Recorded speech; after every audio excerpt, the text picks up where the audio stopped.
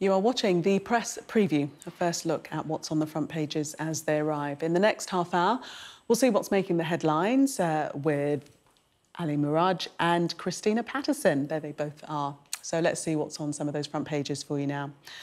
Well, Queen Camilla gets royal approval. That's the headline on the Sunday Telegraph, as Her Majesty expresses her sincere wish for the Duchess of Cornwall to one day be known as Queen Consort. Camilla will be Queen on the front of the Sunday Mirror. The Observer leads with the latest on Partygate and growing pressure on Boris Johnson. The comments from one backbencher says the PM's departure is inevitable. The Express leads on his bullish plan to get his backbenchers on side with a three-point deal in an attempt to secure their support. While the Sunday Times has a report on exam results and grade inflation during the pandemic. And a reminder that by scanning the QR code you'll see on screen during the programme, you can check out the front pages of tomorrow's newspapers while you watch us. And joining me tonight, Christina Patterson and Ali Miraj. Welcome to both of you. Let's start with the Telegraph. Queen Camilla gets royal approval. Unprecedented that the Queen should make this announcement, but also unprecedented that she's going to be celebrating and is celebrating a Platinum Jubilee. But a shock, this announcement, though. Christina.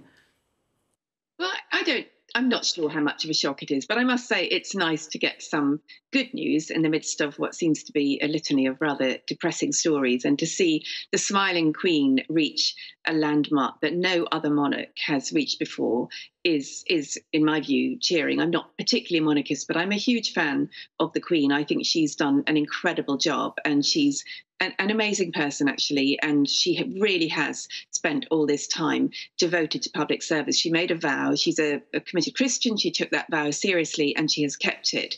And Camilla has also done an incredible job. She was unpopular, understandably, after the Princess Diana death and when Prince Charles got together with Camilla. But she has also put in years and years of public service. And she seems to be, I've never met her, but she seems an extremely down-to-earth, loyal, loving, hard-working person, very committed to the arts and literature. And I'm really pleased for her. And I think it's lovely to have this cheerful announcement at the moment. Ali, do you think it's a surprise that she's basically said her wish would be for Camilla to be Queen Consort? I don't think it's a huge surprise, but I think it's hugely significant and very welcome. And I think what it does show is that the Queen is recognising the fact that Camilla has quietly got on with the job in a very decent, dignified manner, attracting very little attention to herself, and is really warm to the role that she has been playing for many years as the right hand of her husband, Prince Charles, who will become king one day. And I think this is a recognition that the Queen, in her utter professionalism, as we always expect from Her Majesty, is now looking to the future and wants us to ensure that her people are fully informed about her intentions, and that the succession is planned and that people are aware of what's going to happen. And I think, look, Prince Charles is going to have a lot of adjusting to do when he goes into that role. He's very outspoken. He cares about a lot of issues, the environment, architecture, a whole range of things that he's been outspoken about over many, many years. He's going to have to temper that, and he needs a wise head by his side. And Camilla, and I think Christina's right about this, from being deeply unpopular, has turned it right round and has done her job with great aplomb. And I think this is recognition from Her Majesty for that. Yes, and the Mirror also reporting on that story. Camilla will be Queen, a monarch's historic announcement in her Platinum Jubilee message. But the actual title, as it will be Queen Consort, won't it? Christina? Yes.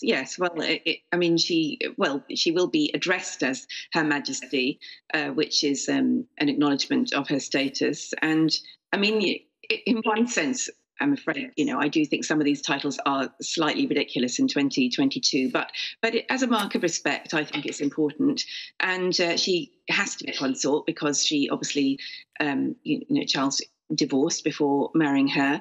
But I think she'll be happy, Charles will be happy, and this will be a way of marking the future with a degree of happiness and a forward-looking approach, which I think will be very much appreciated by Charles and Camilla and by the nation, actually. To The Observer, Ali, and a warning from a Boris Johnson loyalist saying that his removal is actually inevitable. It is what is to come, and the script can't be rewritten. Well, look, I've been putting the boot into the Prime Minister, which has been pretty easy to do for the last few months, because it's been a series of unforced errors, starting with the Owen Patterson debacle over second jobs, to issues over what text messages should have been disclosed to Lord Geidt over wallpaper in the Prime Minister's flat, to all these endless stories about parties which are not going away. I mean, the first rule in the Conservative press office used to be that you put a story to bed as quickly as possible. This is going to go on for weeks. We've had Sue Gray's redacted update. We're still waiting for Cressida Dick's report, but we're also still waiting for the 54 letters threshold to be reached, and it hasn't been. So I think the jury's still out about whether the Prime Minister is going to go or not. I think the serious thing that's happened this evening, however, is if he is serious about saving his premiership, he's showing this evening that he means business. He's brought in Steve Barclay and Gito Harry, both in to help him. Steve Barclay as Chief of Staff, he's already the Cabinet Minister, and Gito Harry, who worked with him at during his time as Mayor of London. Now, Steve Barclay is a serious player. He's a diligent, hardworking, competent minister who's been not only in charge of Secretary of State for Brexit, but also Chief Secretary to the Treasury. He's on very good terms with Rishi Sunak and Boris Johnson, works down the corridor from Boris Johnson, highly competent, ex-lawyer, ex-army officer, got experience in the private sector, the Financial Services Authority, and also struggled to get into Parliament, got in on his third attempt. So he's not some fly-by-night person who was parachuted into a safe seat. One of the most credible, decent, hardworking people in the government. I've known him for a long time. And Gito Harry, again, a serious player, lots of media experience, was at the BBC for 17-odd years, has worked in various roles. I think this shows that if the Prime Minister is going to turn around, and it's a big if, because it's felt really like amateur night at the London Palladium for far too long, this might just be it. Yes, it certainly seems as though he is going to fight. But yet we have this loyalist, Sir Charles Walker, saying that it's an inevitable tragedy, saying that the Prime Minister is a student of Greek and Roman tragedy. It is going to end in him going. So I just want him to have some agency in that. So a loyalist there to the Prime Minister pleading essentially for him to go himself. Christina. Well, Sir Charles Walker is an incredibly decent man. I mean, he's announced this week that he's standing down as an MP, and it was a rather touching interview when he said he was exhausted by the whole thing. He'd given enough, but he just his decency shines through, actually. And I think he's genuinely saying this out of kindness to Boris Johnson, because he can see the writing on the wall. I think it is inevitable that Boris Johnson goes. I'm sort of a bit torn, because I think he's a dreadful man and a dreadful Prime Minister, and I think he has completely dragged the reputation of our country through the mud. And to go back to what Ali said about unforced errors, these are not unforced errors. The error was made throughout lockdown, when the person who made the law in this country and put down the strictest regulations outside in peacetime consistently broke those. And we don't need to wait for a police report or Sue Gray's, next version, Sue Gray version 2 of her report. It's absolutely clear that he broke the law and he broke the regulations. So, and the country has already made its mind up about that. It's evident from all the polls, and any MP will tell you that their inboxes have been full of complaints. And certainly diehard Tories I know, who are not particularly party, they're not tribal, but they're also not politically engaged particularly. They are furious with Boris Johnson, people who made enormous sacrifices. So I think this idea that rejigging the chairs on the Titanic and bringing in some strong men and changing your policies madly, swinging wildly from throwing money at voters, and particularly voters in the red wall, to suddenly becoming a tax-cutting Conservative. I mean, all of this makes it absolutely clear that Boris Boris Johnson has no vision, no political thoughts of his own, that he's simply influenced by the latest person to whisper into his ear, whether that be Carrie Johnson or Tory backbenchers at the 1922 committee. So, I mean, he can do all this, but he will go. I don't know how long it will take. I would quite like him to stay, because polls show that if he stays, he's likely to lose the next election. And obviously, I'm very keen for the Tories to lose the next election. Yes, but it's clearly you're absolutely clear about that. But it's also clear that he does have a survival plan, and of the things that we've spoken about already this evening. For the moment, both of you do stay with us. We are going to take a break, but coming up, the press preview continues, including this story in the Sunday Times. Their headline: private schools gained COVID to boost grades. Stay with us for more. Welcome back. You're watching the press preview. Still with me, Christina Patterson and Ali Miraj. Let's take a look at the Sunday Times and this story about seemingly about private schools manipulating or grade inflation in terms of the A stars that have been handed out during coronavirus. Explain the story and take us into it, Christina.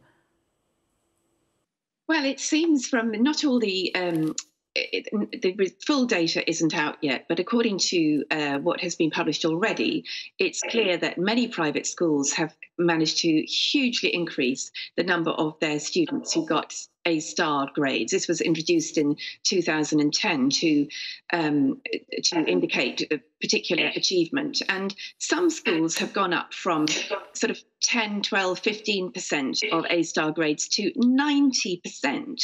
Rishi Sunak's old school, Winchester, I think they went up to something like 82%.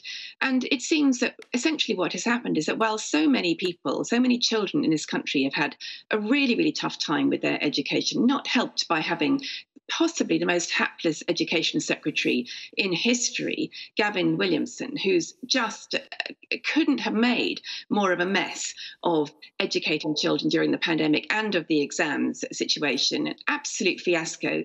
Meanwhile, the 7% of the population that go to private schools have had their life chances improved yet again with these inflated grades. So I must say it's rather upsetting and demoralising for the vast majority of the population who are not getting these opportunities for inflation. Let's just move on, because we're running out of time, to the Telegraph, the Sunday Telegraph, Ali, and this story about expenses. NHS trusts spending £3 million on expenses on recruitment trips to recruit doctors from overseas. Well, yes, and this is a story saying that various trusts have spent up to £9,000 per head trying to recruit medics to come and work in the country. Clearly, we've got a severe skill shortages up to about 100,000 vacancies within the NHS, and various trusts have been going out to different countries with delegations to try and woo people to come here. It does seem like a slightly interesting use of public funds to do this, but the reality is that we do have a skills shortage. On the back of Brexit, we are restricting immigration, and we're not going to go down the road of unfettered immigration with all the problems that had. But in the meantime, whilst we train more doctors and nurses, that's going to take time. It's not going to happen overnight. So various measures have to be taken. Why they couldn't do this remotely and why they had to go in person seems a little bit strange, but certainly it doesn't seem to be the best use of taxpayers' money. And I think it should be investigated and probably should not happen again. Yes, very good point you make. Findings revealed under Freedom of Information that as many as 9 people were sent on the overseas trips at a time. It does seem excessive. For the moment, thank you both. We shall see you at 11:30. Thank you. In the meantime, let's have a look at the weather for you.